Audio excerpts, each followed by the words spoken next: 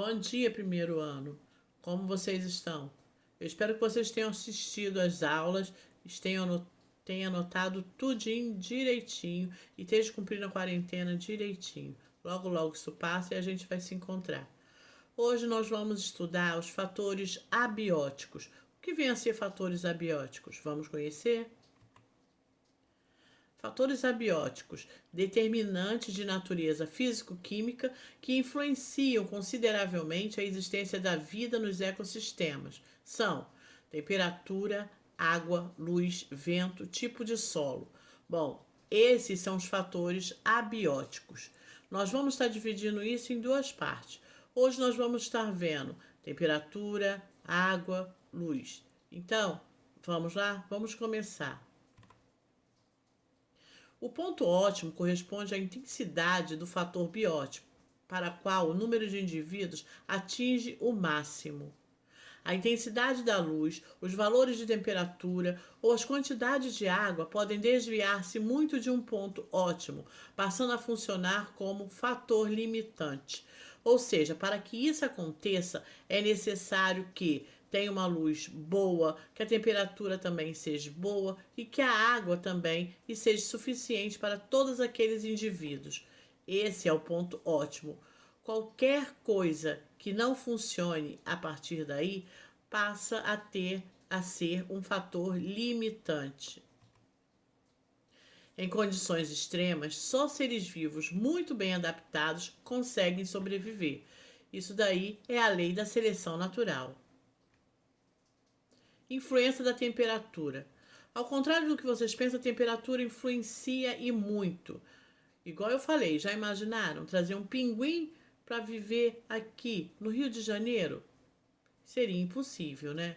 Então ele necessita de condições especiais, assim como o urso polar e tantos outros animais. Nos ecossistemas naturais, a temperatura é um fator intimamente relacionado com a luz. Animais homotérmicos são animais que conseguem manter constante a temperatura do seu corpo, independente das variações da temperatura do ambiente. É o caso das aves e dos mamíferos, que conseguem manter seu corpo na temperatura do ambiente. Animais poiquilotérmicos, a temperatura corporal desses animais é variável em função da temperatura ambiental, sucede com invertebrados, peixes, anfíbios e répteis. Ou seja, com esses três tipos, tá, de vertebrados, isso não acontece. A temperatura corporal é variável, tá? Adaptações dos animais quanto à variação de temperatura. É claro que, como eu falei, os animais eles estão adaptados a viver de acordo com a temperatura, de acordo com os ambientes. Ambientes muito quentes, ele tem um determinado tipo de comportamento, uma variação de temperatura. Ambientes muito frios também tem essa variação na temperatura. Por exemplo, o jacaré gosta lá do sol quente lá, então ele está acostumado e ele vive muito bem nesse ambiente. O urso polar, como a gente sabe, ele necessita de um ambiente muito frio, muito frio. Então ele está adaptado para viver nesse ambiente. O seu corpo está adaptado, tem o pelo é mais grosso, tem aquela camada de gordura que isola a temperatura. Então, os ambientes quentes, eles têm estivação. Nos ambientes frios, eles têm hibernação. Migração é a deslocação dos animais em certa altura do ano para outras regiões, onde as temperaturas lhes são mais favoráveis. É o caso, por exemplo, que muitos pássaros fazem. Por exemplo, se está muito frio lá na América do Sul, na Argentina, na Europa, eles migram, eles saem de lá, que está muito frio, e vêm para cá, que é muito calor, que está quente. E eles ficam assim, procurando uma temperatura agradável para eles. Eles não ficam num ambiente muito frio. Hibernação e estivação é a redução das atividades vitais para valores mínimos num sono letárgico durante o inverno, a hibernação, ou durante o verão, a estivação. Ou seja, é o que acontece com os ursos polares. Eles têm hibernação. Então eles dormem um sono profundo. Geralmente esse sono dura de 4 a 6 meses. E durante esse sono, eles conseguem reduzir as suas atividades vitais. Isso para quê? Para economizar energia. Então, os batimentos cardíacos são bem mais lentos, eles têm todas as suas funções vitais reduzidas para poder conseguir hibernar durante todos esses meses. Adaptações corporais. É claro, para que haja toda essa adaptação nas temperaturas, é necessário que exista o corpo morfologicamente esteja também adaptado. Por exemplo, ambientes muito quentes. Então nós temos aí animais com orelhas muito grandes. Essa adaptação que lhe permite aumentar a superfície de perda de calor para o ambiente. Pelo curto, permite dissipar mais rapidamente o calor corporal. Isso para aqueles animais que vivem em ambientes muito quentes, como o deserto do Saara, como a savana na África. Então, eles têm o pelo que vai ajudar a dissipar o calor, eles têm orelhas grandes. Ambientes frios. Então, aí acontece o contrário. Eles têm orelhas pequenas, que é uma adaptação que lhe permite diminuir a superfície da perda de calor para o ambiente. Pelo longo permite minimizar as perdas de calor.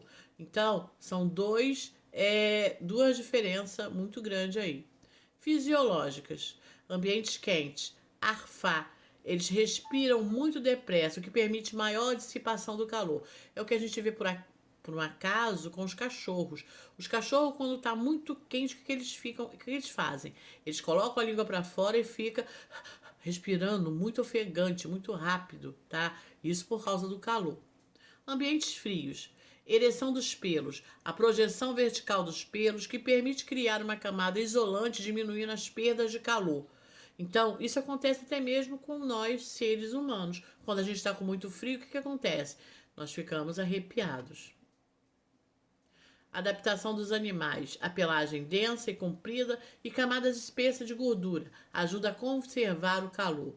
Um corpo compacto um corpo compacto com orelhas e focinhos curtos ajuda a diminuir a superfície corporal exposta ao ambiente, reduzindo assim as perdas de calor.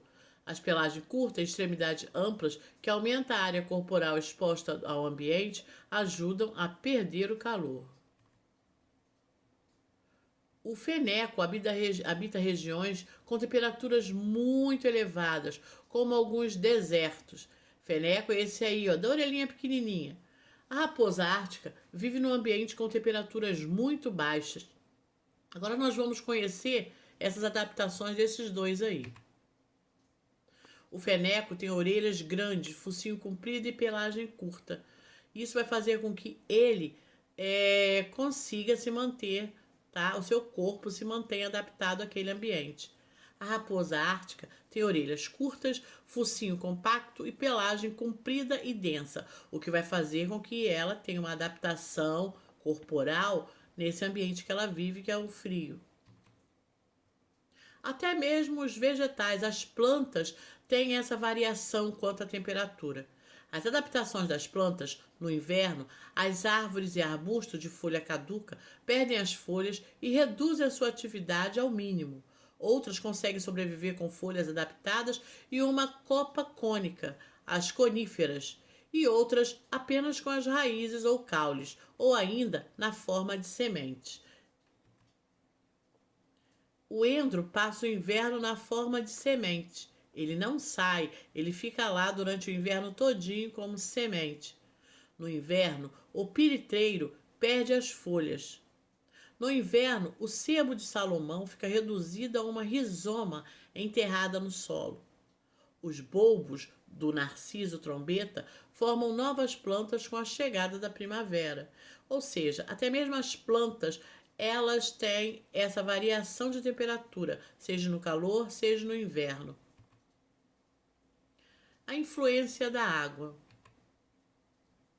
A água é um fator abiótico que influencia grandemente a atividade dos seres vivos, dado que lhe serve de habitat, e é indispensável a todas as funções vitais. As espécies com grande afinidade para a água denominam-se hidrófilas. As espécies xerófilas adaptaram-se a ambientes com reduzida e irregular disponibilidade de água. Ou seja, existem aquelas plantas que vivem muito bem com a ausência de água. Isso aí são plantas adaptadas, por exemplo, no sertão, que nós temos lá muitos cactos que nós vimos no sertão. Então, essas plantas são plantas adaptadas para viver naquele ambiente ali. Então, elas conservam a água e ficam ali muito tempo. E nós temos também muitos animais que também fazem isso. Já adaptações dos animais é diferente. A concentração de sais na água ou salinidade é um fator determinante da presença de organismo vivo nos ambientes aquáticos.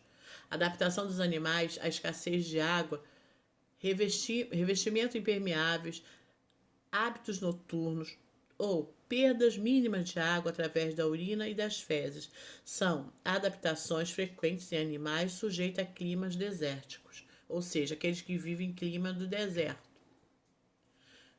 O camelo é um exemplo disso, e o dromedário também. Quando a água e a comida estão disponíveis, recupera o seu peso em 2 ou 3 dias e consegue beber de uma só vez 150 litros de água. O dromedário pode viajar pelo deserto escaldante durante 8 dias, sem beber nem comer. Obtém da gordura armazenada na sua bolsa a água de que necessita para sobreviver. Olha aí, um bom exemplo, né? Adaptações das plantas. Nos ambientes secos, as plantas podem apresentar caules carnudos que armazenam água, folhas reduzidas a espinhos